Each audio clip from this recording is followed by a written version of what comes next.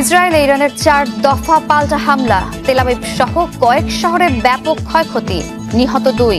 বিমানবন্দর সহ বিভিন্ন দফতরে ক্ষেপণাস্ত্র নিক্ষেপ, ড্রোন হামলা চালিয়েছে ইয়েমেনও, অন্ধকারে নিমজ্জিত করার হুমকি খামেনির। ইরানেও হামলা অব্যাহত ইসরায়েলের, তেহরানকে শীঘ্রই পরমাণু চুক্তিতে সম্মত হওয়ার আহ্বান ট্রাম্পের, সংযমের আহ্বান জাতিসংঘের, তেল আবিবের মিত্রদেরও লক্ষ্যবস্তু বানানো হুঁশিয়ারি খামেনির। গাজায় নতুন করে ইসরায়েলি হামলায় নিহত হয়েছে অন্তত 52 জন। গাজামুখী পদযাত্রা ঠেকাতে 200-র বেশি ফিলিস্তিনি সমর্থককে গ্রেফতার করেছে ইসরায়েলের নিরাপত্তা বাহিনী। ইরানের ক্ষেপণাস্ত্র ও ড্রোনের আঘাতে তছনছ ইসরায়েল। রাতভর 4 দফায় চলে তেহরানের এই পাল্টা হামলা। এতে ব্যাপক ক্ষয়ক্ষতি হয়েছে তেল আবিব, জেরুজালেম সহ কয়েক শহরে। এখন পর্যন্ত প্রাণ গেছে 2 ইসরায়েলির, আহত আরও 60 জন। নিরাপদ স্থানে সরিয়ে নেওয়া হয়েছে প্রধানমন্ত্রী নেতানিয়াহুকে।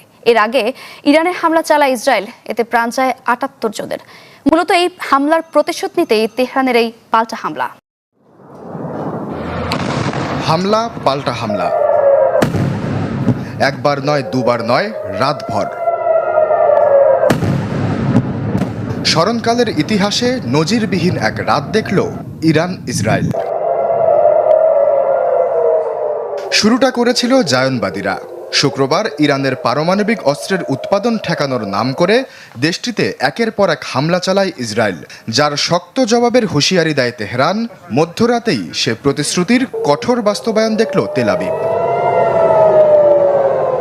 ইরান থেকে উড়ে আসা শত শত ক্ষেপণাস্ত্র আছড়ে পড়ে ইসরায়েলের রাজধানীতে। ভেঙে পড়ে বেশ কিছু ভবন, হতাহতের চিৎকারে ভারী হয়ে আসে দখলদার দেশটির আকাশ। আমার পেছনেই বেশ কিছু ভবন রয়েছে যা হামলায় বিধ্বস্ত হয়েছে।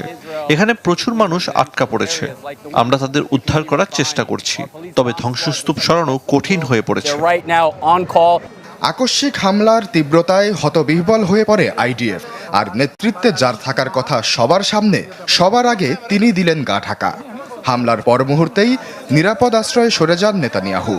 তবে কোথায় সে নিরাপদ স্থান, সেটি রাখা হয় অজ্ঞাত। আর এর মধ্যে জাতিসংঘের নিরাপত্তা পরিষদে কুমিরের কান্না কাঁদেন ইসরায়েলি দূত। ইরান ব্যালিস্টিক ক্ষেপণাস্ত্র ছুড়েছে, এখনই তাদের না থামালে 2 দিন পর পারমাণবিক ক্ষেপণাস্ত্র ছুড়বে। বিশ্বশান্তি ধরে রাখতে ইরানকে কোনোভাবেই পারমাণবিক অস্ত্র রাখার অনুমোদন দেয়া যাবে না। ভোরের আগে ফের ইরানের হামলা। এবারে শুধু তেল আবিব নয়, লন্ডভন্ড হয় জেরুজালেম সহ বড় কয়েকটি শহর। সাইরেনের শব্দে কেঁপে ওঠে হাইফা, এলিয়াত সহ বেশ কিছু এলাকা। মধ্য ইসরায়েলে হুড়মুড় করে ভেঙে পড়ে অসংখ্য ভবন। কয়েকটি আবাসন থেকে ভেসে আসে আগুনের লেলিহান শিখা। কয়েক মিনিট পরেই ইসরায়েল ফের হামলা চালায় ইরানে। এতে দেশটির মেহরাবাদ আন্তর্জাতিক বিমানবন্দরে আগুন লেগে যায়, ক্ষয়ক্ষতি হয় বেশ কিছু অঞ্চলে। এই হামলা পাল্টা হামলা অব্যাহত রাখার কথা জানিয়েছে দুপক্ষই।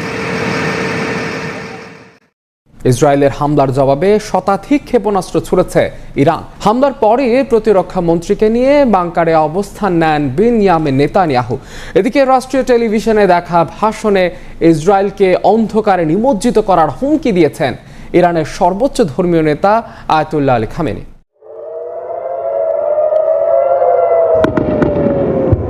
অবশেষে পরমাণু কর্মসূচি নিয়ে শুরু হওয়া দ্বন্দ্ব যুদ্ধের দোরগোড়ায় পৌঁছেছে। ইসরায়েলের হামলার কড়া জবাব দিয়ে শতাধিক ক্ষেপণাস্ত্র ছুড়েছে ইরান। অপারেশন ট্রু প্রমিস 3 এর মাধ্যমে তেল আবিবকে কড়া জবাব দেওয়ার কথা ব্যক্ত করেছে তেহরান। এর মধ্যেই কার্যকর করেছে নিজেদের আকাশ প্রতিরক্ষা ব্যবস্থা।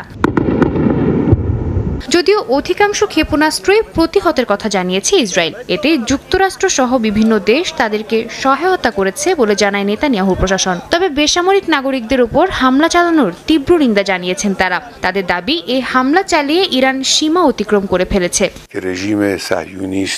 হামলার পর দেয়া বিবৃতিতে ইরানের সর্বোচ্চ ধর্মীয় নেতা আয়াতুল্লাহ আলী খামেনি বলেন, তেহরানে হামলা চালিয়ে যুদ্ধের সূচনা করেছে তেল আবিব, এবার আর রেহাই পাবে না। এ হামলার যথাযথ জবাব দেয়া হবে বলে জানান তিনি। বলেন, যে কোনো পরিস্থিতি মোকাবিলায় ইরানের সশস্ত্র বাহিনী সর্বদা প্রস্তুত। দেশটির এক জ্যেষ্ঠ কর্মকর্তা হুঁশিয়ারি উচ্চারণ করে বলেন, তাদের প্রতিশোধ হবে চরম বেদনাদায়ক। ইরানের ক্ষেপণাস্ত্র হামলার পরে প্রতিরক্ষা মন্ত্রী ইসরায়েল কাজকে নিয়ে একটি বাংকারে যান নেতানিয়াহু। সেখানে মন্ত্রিসভার সদস্যদের সঙ্গে আলোচনার মাধ্যমে ইসরায়েলের প্রধানমন্ত্রী পরিস্থিতি পর্যালোচনা করেন বলে জানান এক কর্মকর্তা।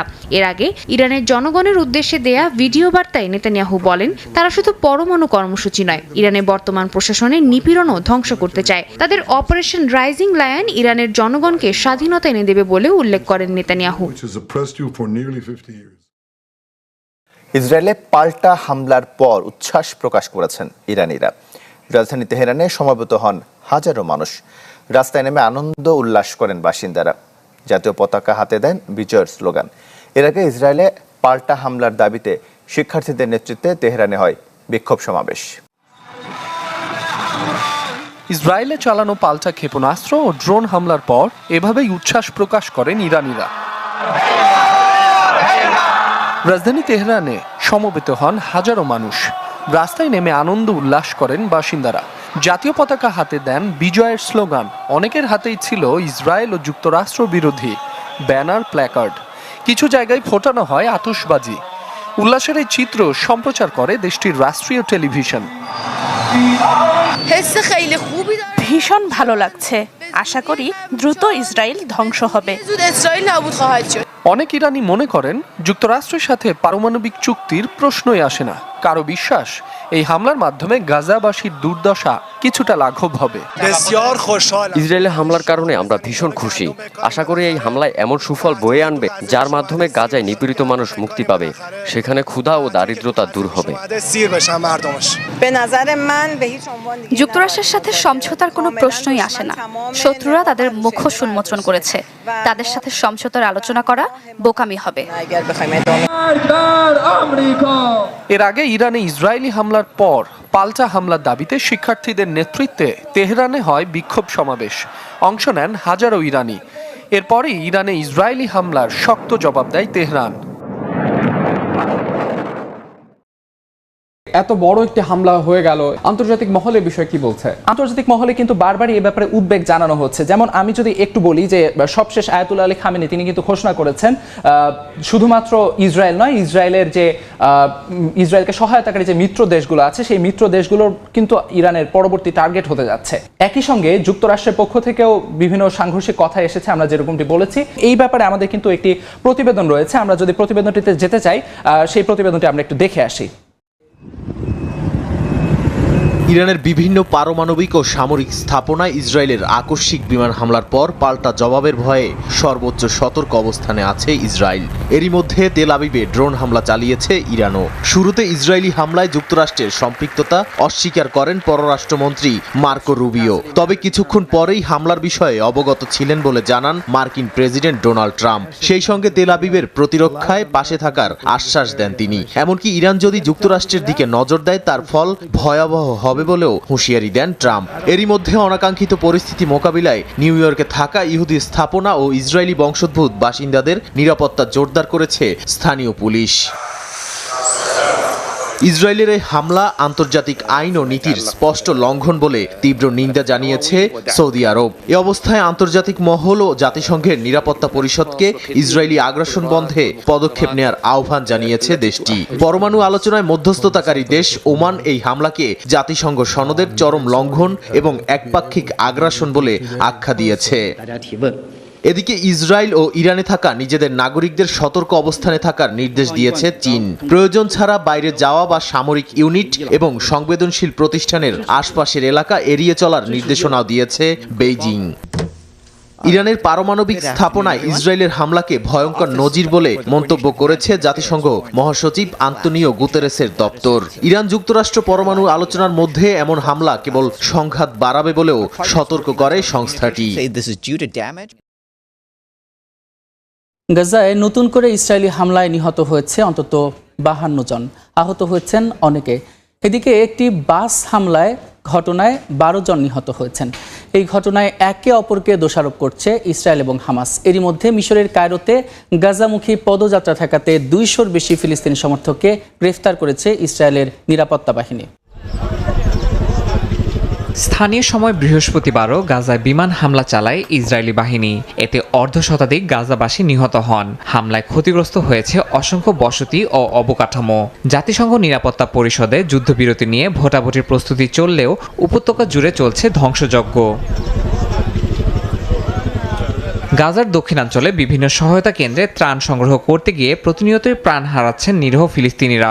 যুক্তরাষ্ট্র সমর্থিত একটি সংস্থা ত্রাণ বিতরণের দায়িত্বে থাকলেও বিতরণ ব্যবস্থায় অব্যবস্থাপনা ও সহিংসতা বেড়েই চলছে।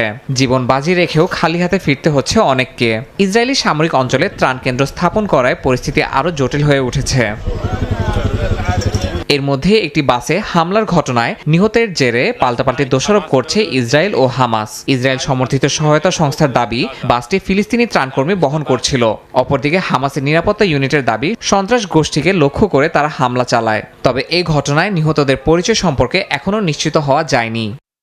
অন্যদিকে মিশরে গাজামুখে বৈশ্বিক পদযাত্রা ঠেকাতে দেশটির নিরাপত্তা বাহিনী বৃহস্পতিবার কায়রোতে 200-র বেশি ফিলিস্তিনি সমর্থককে আটক করেছে। শুক্রবার রাফা সীমান্তে বড় পরিসরের মানবিক সহায়তা প্রবেশের দাবিতে কর্মসূচিতে অংশ নেওয়ার কথা ছিল তাদের। বিভিন্ন দেশ থেকে আগত এই আন্দোলনকারীদের মধ্যে বেশ কয়েকজনকে দেশে ফেরত পাঠানো হয়েছে।